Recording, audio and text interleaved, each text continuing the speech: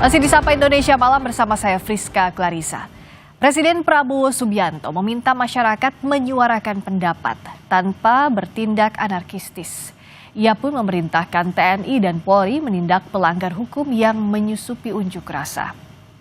Hal itu disampaikan Presiden Prabowo usai bertemu sejumlah menteri kabinet dan para pimpinan partai politik di Istana Negara Minggu siang. Prabowo bilang menghormati aspirasi rakyat, tapi akan menindak tegas pihak yang bertindak anarkistis, merusak fasilitas umum dan negara.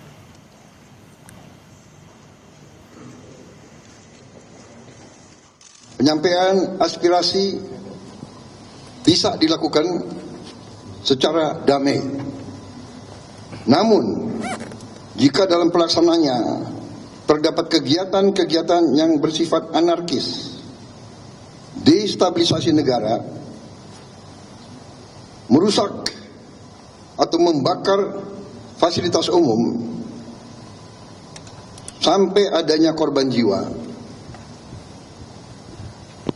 mengancam dan menjarah rumah-rumah dan instansi-instansi publik maupun rumah-rumah pribadi, hal itu merupakan pelanggaran hukum dan negara wajib hadir dan melindungi rakyatnya. Kepada pihak kepolisian dan TNI, saya perintahkan untuk mengambil tindakan yang setegas-tegasnya terhadap segala macam bentuk pengerusakan fasilitas umum, penjarahan terhadap rumah individu ataupun tempat-tempat umum atau sentra-sentra ekonomi. Sehari setelahnya, Presiden Prabowo mengundang sejumlah tokoh lintas agama di Istana Negara Senin malam.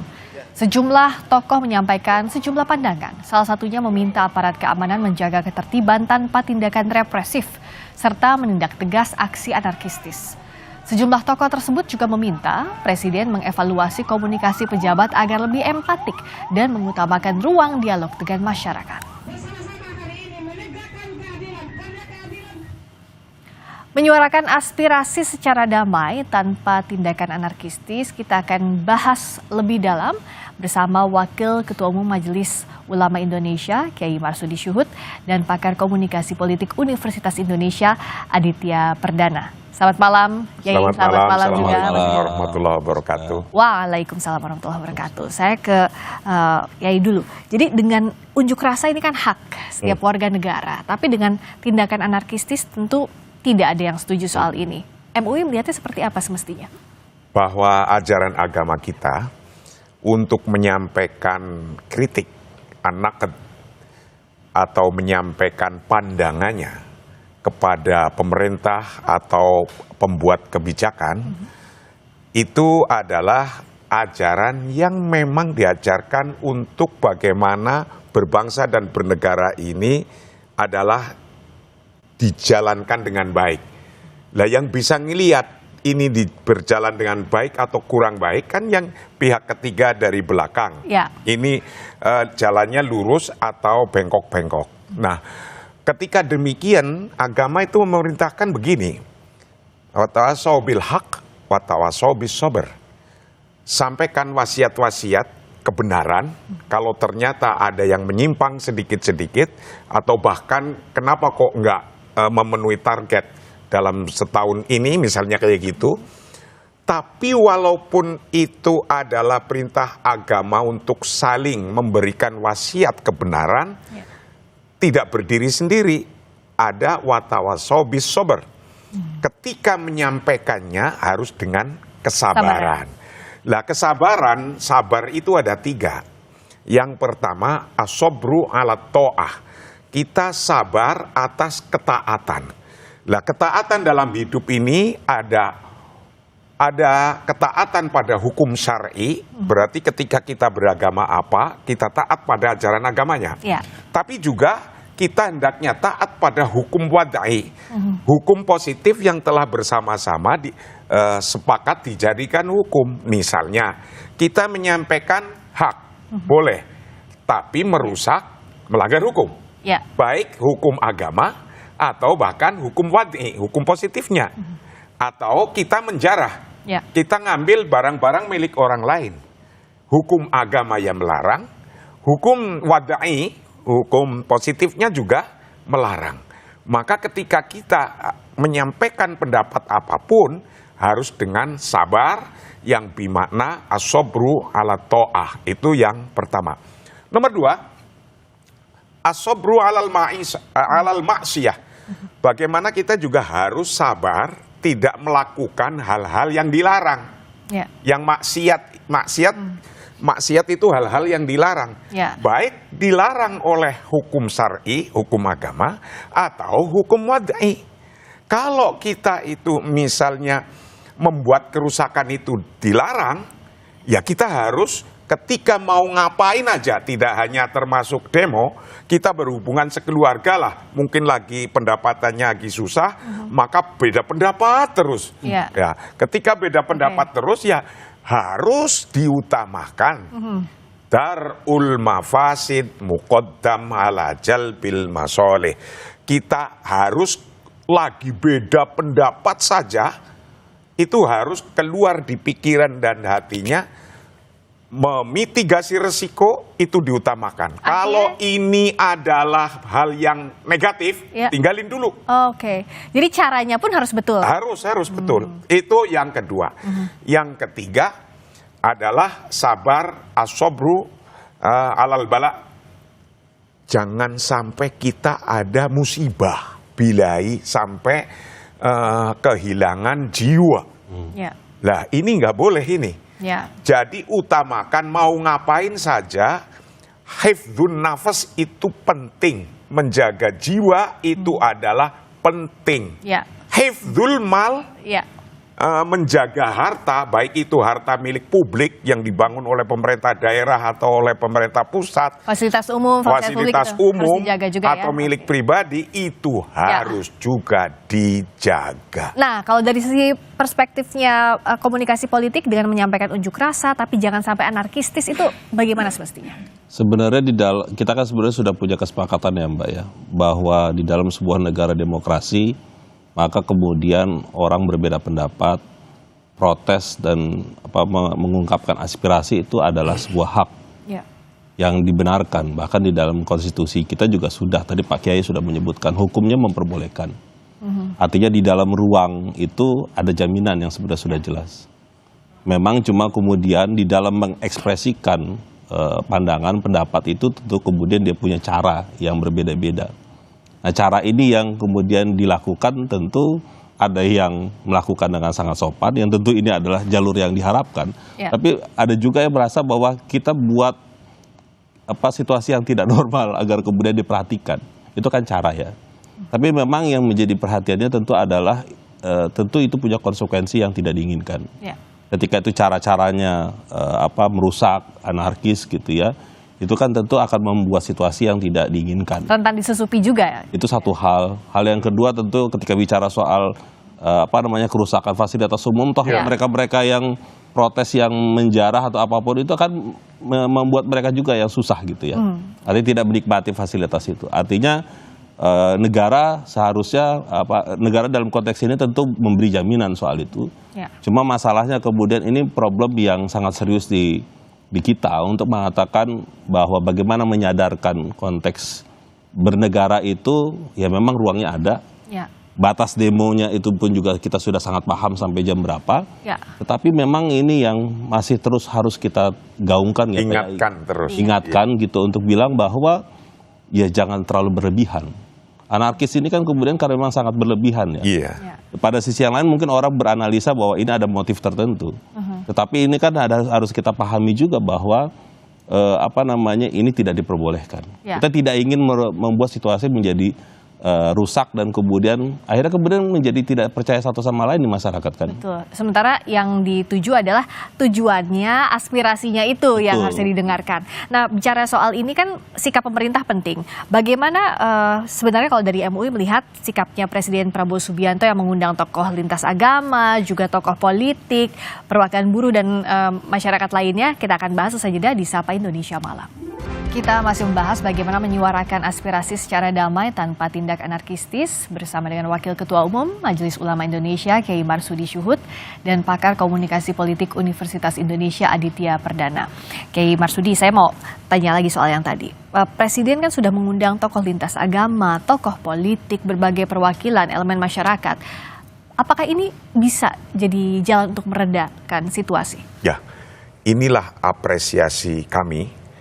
Tokoh-tokoh tadi juga kita kumpul di Majelis Ulama Indonesia, tokoh-tokoh seluruh agama, mengapresiasi kepada Presiden Republik Indonesia Bapak Prabowo Subianto yang telah cepat untuk mengatasi persoalan politik yang terjadi saat ini.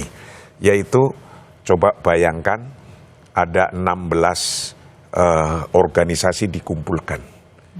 Kemudian tadi malam tokoh-tokoh seluruh agama dari organisasi agama-agama, ya dari NU, Muhammadiyah, PGI, KWI, Matakin, Hindu, Buddha, semua agama yang ada di Indonesia tokoh-tokohnya dikumpulin.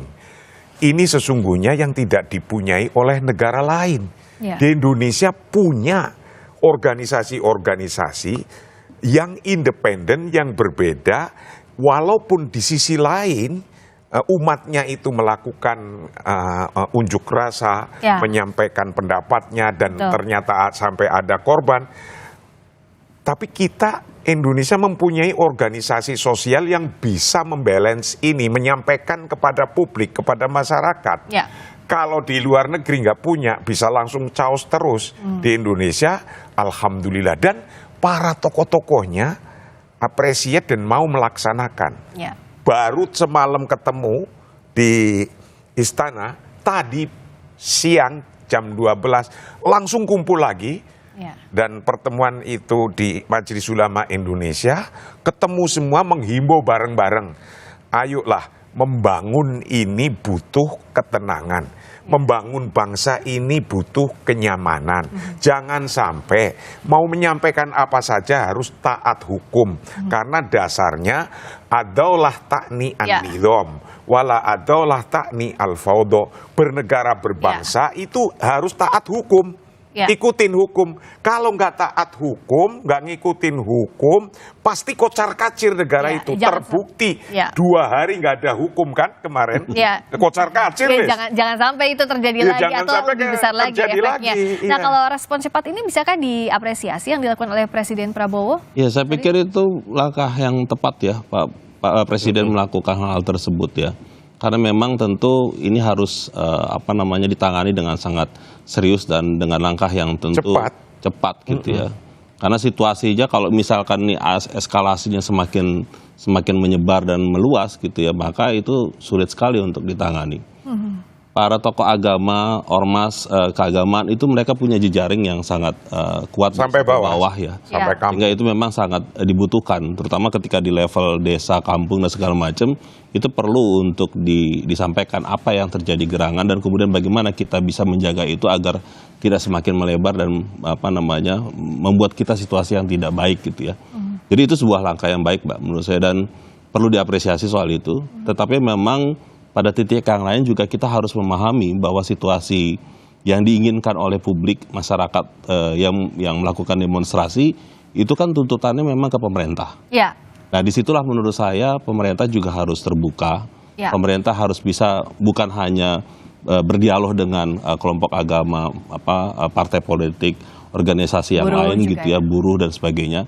Tetapi menurut saya juga perlu untuk ditunggu langkah-langkah yang next-nya itu dilakukan. Karena itu yang sekarang sedang dilihat gitu ya oleh masyarakat kita, apa yang kemudian pemerintah bisa lakukan dan kemudian dikomunikasikan lagi kepada masyarakat agar kemudian kita paham batasannya apa, sejauh mana sudah dilakukan dan kelemahannya itu sudah sejauh mana, sehingga kemudian nanti kita bisa sama-sama menilai. Jadi dialog itu kan jembatan untuk kegundahan ada di publik, tapi tindak lanjutnya itulah yang ditunggu sebenarnya ya, Mas Adit. Iya, memang dalam konteks demonstrasi itu masyarakat marah, gundah, kecewa dan segala macam.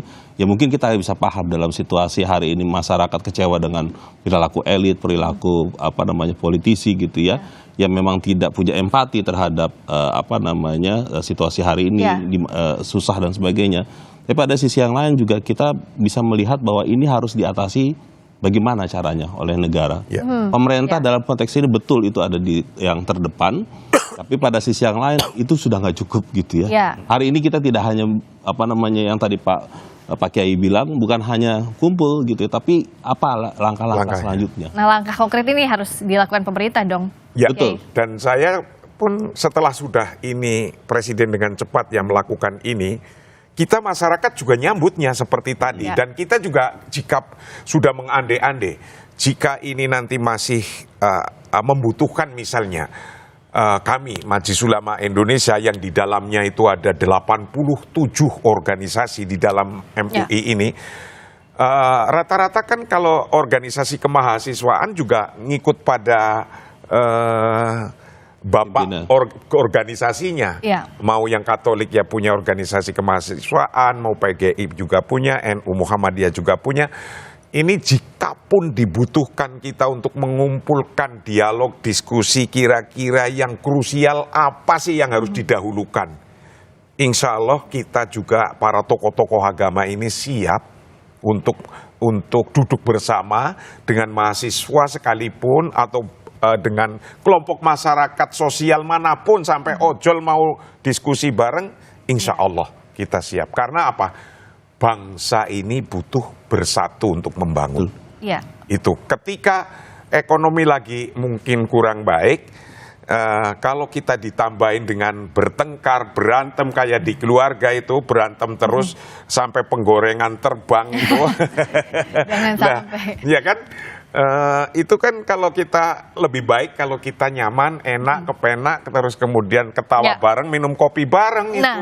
Nah ini jangan sampai juga yang harus dihindari sekarang adalah ancaman hoax misalnya yang ada di media sosial. Kita kan sangat ramai sekali di media sosial, kita nggak tahu mana informasi yang benar, mana yang enggak, mana yang memprovokasi, mana yang tidak. Nah gimana Mas Adit? Problemnya kan situasi demonstrasi ini kan karena memang ada perilaku yang tadi saya sebut ya. Ya memang masyarakat kita mau itu yang di bawah ataupun yang di atas gitu ya, dengan sosial media itu melakukan flexing, menunjukkan dirinya, sombong pamer bahasa itu ya. Punya ini punya itu, rumah harga sekian, di dalamnya ada ini dan segala macam. Ya memang itu ekses dari dunia digital dan juga sosial media. Tapi pada sisi yang lain ketika itu dinikmati oleh yang melihat, para netizen gitu ya, yang hari ini semakin kritis Pak Kiai, itu kan kemudian jadi sebuah bumerang Mbak. Ketika misalkan yang memamerkan itu adalah para pejabat publik, dan dia dengan bangga untuk menyampaikan itu dan ataupun mungkin berkata sesuatu yang melecehkan ataupun merendahkan banyak orang, sehingga itu yang kemudian jadi proses belajar kita gitu ya, bahwa hari ini tidak semudah yang kita bayangkan gitu ya, bahwa ketika berkata atau menyampaikan sesuatu itu harus hati-hati. Ini yang menurut saya juga sangat serius ya Mbak ya. Penyebabnya itu kan kita tahu di sana. Tapi pada sisi yang lain penyebabnya itu. Itu pemantik sih ya. Pemantiknya di situ. Cuma masalahnya pada sisi yang lain juga yang harus diselesaikan adalah penyebar luasan isu-isu yang disampaikan oleh para influencer ataupun para demonstran itu juga menyebarnya di situ juga. Kekecewaan soal di DPR perilakunya itu, pembahasan legislatif yang nggak tuntas, ini itu dan segala macam. Nah itu menurut saya juga perlu direspon. Dan kemudian banyak orang menganggap ini gimana. Nah artinya dengan kondisi yang sangat cepat ini Pak Kiai, ini kita PR memang sangat serius gitu ya. Kalau dari MUI gimana untuk yang terpenting malah ke depan setelah terjadi semacam ini, itu dalam ajaran agama kita itu menyampaikan yambari li sultani ayastamia ila syakawa ar-ra'yah. Pembuat kebijakan harus mampu mendengarkan. Jangan nunggu diorek-orek pagarnya. Harusnya sebelum itu udah mendengarkan duluan. Sudah mendengarkan dan mau menerima. Kadang kan orang ini kalau nggak saya jebol pagernya, saya nggak didengarkan. Nah gitu. Maka kami harap jangan sampai ke depan itu tidak mampu untuk mendengarkan. Dengarkan kalau bisa setiap ada yang mau menyampaikan pendapat, ngasih surat dulu ke dalam, ada saya bawa 100 atau 200 orang, diterima, menyampaikan apa, ada ruangan, nah mungkin ini dipikirkan ke depan begitu. Iya. Itu nomor 1. Nomor 2, wa yatafaqqada ahwalahum. DPR atau yang membuat kebijakan itu harus ngecek kebenaran kondisi masyarakatnya itu lagi kayak apa. Iya. Ini kan persoalannya kemarin kondisinya lagi kurang baik-baik saja. Loh kok tapi dilihat di sana ada orang foya-foya. Iya. Itu. Kayak di Menara Gading ya. Itu, iya di jauh sini sekali. lagi nggak karu-karuan Iya. ekonominya.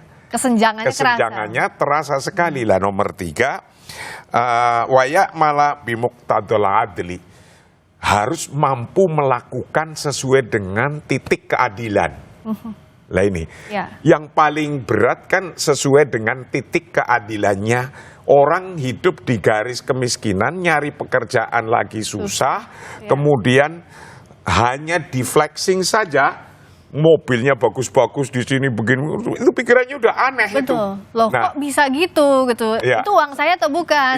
Saya tambah sedikit soal hoax ya. Iya. Problemnya kemudian ketika taruhlah salah bicara, Iya. salah menampilkan sesuatu gitu. Artinya kemudian disitulah ruang digital yang memungkinkan hoax itu bisa terjadi.